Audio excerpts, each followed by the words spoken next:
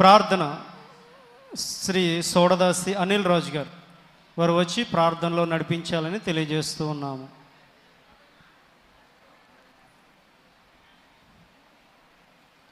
అమ్మా నిశ్శబ్దంగా ఉండాలి.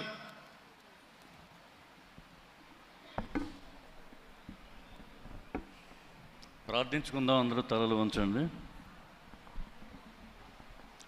పరిశుద్ధుడు పరిశుద్ధుడు పరిశుద్ధుడు అని నిత్యము దూతలచే భక్తులచే కొని ఆడబడుతున్నటువంటి దేవ, మా ప్రియ పరలోకపు తండ్రి, గడిచిన మండల కాలం అంతట్లో కూడా నీ వాక్యమును విని మమ్మల్ని మేము సరిచేసుకొని ఆత్మీయ జీవితంలో ఎదగడానికి మాకు ఇచ్చిన ధన్యతను బట్టి మీకు వందనాలు స్తోత్రాలు చెల్లిస్తున్నాం ప్రభువా.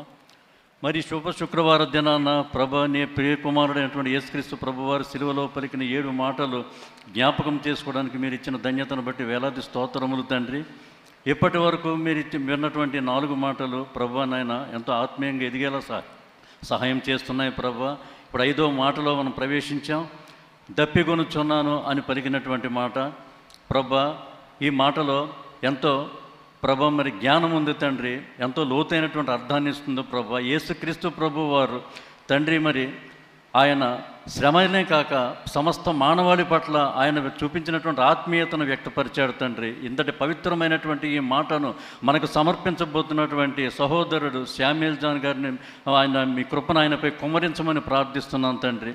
ఆయన నోటి మాటలలో మీ ఆత్మను ఉంచండి ప్రభా. మరి మేము మీ ఆత్మను ఉంచండి దేవా. మరి ప్రతి మాట కూడా ఆయన మాట్లాడే ప్రతి మాట కూడా ప్రతి ఒక్కరి హృదయాలను తాకేలా సహాయం చేయమని ప్రార్థిస్తున్నాం తండ్రి.